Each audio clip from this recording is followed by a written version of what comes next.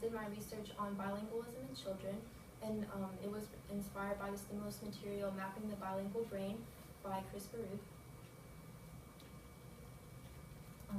Being multilingual means you can speak fluently in more than one language, and it's kind of difficult for adults to learn a second language once they're already used to knowing their dominant language and their brain is really accustomed to just one language. It's hard for them to adapt to another language. However, it's simpler for children to learn another language because while their brains are still developing, they're more receptive to the multiple languages they're exposed to. And being bilingual is highly beneficial to be bilingual because there are multiple social benefits as well as intellectual benefits, and also bilingualism has been linked to combating certain diseases.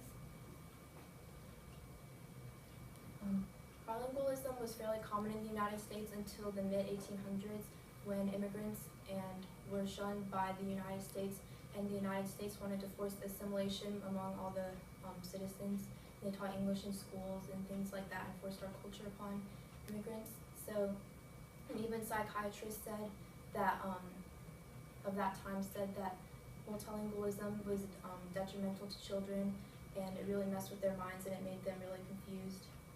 But in the 1960s, Elizabeth Peel and Wallace Lambert conducted studies that went against what they originally said, but people, the country just didn't really listen. They just had this one belief that bilingualism was bad for children. But in 2001, Laura Ann Petito from Gallaudet University had a breakthrough study that showed that bilingual children reach the same milestones as monolingual children. Milestones like learning their first word and learning to read, they did it at the same time as the other kids, so bilingualism was really not detrimental at all. And in fact, bilingualism has a lot of social benefits because it promotes travel and spreads culture throughout the world, creating the world in the United States a more diversified country. Since everyone's different, it just gets people used to it and it spreads culture. It makes the world a better place. Also, another aspect of the social benefit is that a study by Paula Rubio Fernandez and Sam Glucksberg showed that bilingual people are more able to be empathize with the people around them, and they're able to put themselves into the shoes of another person a lot better. Being bilingual has an abundance of intellectual advantages like test scores, creativity, cognitive flexibility, and memory and processing conflicting information. And all of these are done by studies in the recent years by people like Ellen Bialystock and the aforementioned Laura Ann Petito. And they all showed that bilingual people were superior to monolingual people in all these intellectual aspects. One of the most profound findings of bilingualism was found by Ellen Bialystock, and she found that people who are farther along in Alzheimer's disease and more bilingual perform better than in cognitive tests than monolingual who weren't even as far along in their disease as the bilingual people.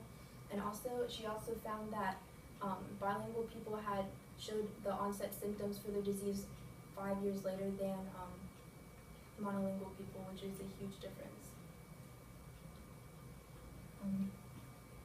Considering all the social aspects, the intellectual aspects, and that it's easier for children to learn language than adults, we should be putting and implementing more second language curriculum in elementary schools. Unfortunately, in the United States, only 1/4 of the elementary schools in America have some type of second language program, and this is according to the Department of Education.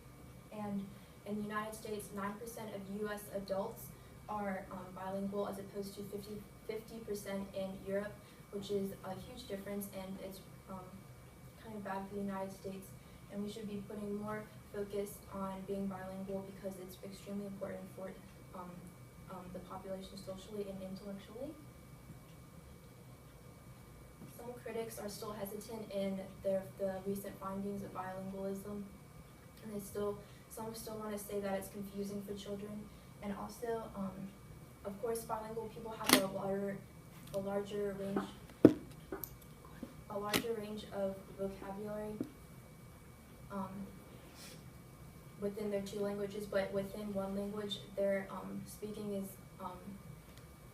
it's like people at home, they only speak words that they would say at home, like go to bed or something like that. But when they go to school, they would say like smarter words or like words like that, and vocabulary might not be as well, and that means that bilingual people would not perform as well on SATs or vocabulary-based tests. But really, it's not a big deal because since bilingual people can just study the language and it'll be better, and they can do better in the SAT. However, and all of the pros outweigh this one shortfall of bilingualism. And that concludes my presentation. Thank you very much. I have a few questions for you. What evidence did you gather that you didn't use, and why did you choose not to use it? Well, I found some. Well, I talked to my mom because my mom is bilingual, and she was trying to teach. She contacted the Department of Education of West Virginia, and she tried to get them to let her teach Chinese in elementary schools. But I decided not to use this because I thought that it just wouldn't seem like solid evidence, and that I felt like statistics and things like that would be more beneficial to my research. Okay. And what additional questions emerged from your research, and why are those questions important? Some additional questions that I thought about is, do certain languages affect different parts of the brain? Say, if you learn Chinese, then would that affect your memory more than if you learn Spanish, or things like that? Like if different languages like change the way you thought, or if different languages change your behavior even. And I thought this would be important because it would stimulate more research and things like that. Okay, thank you very much.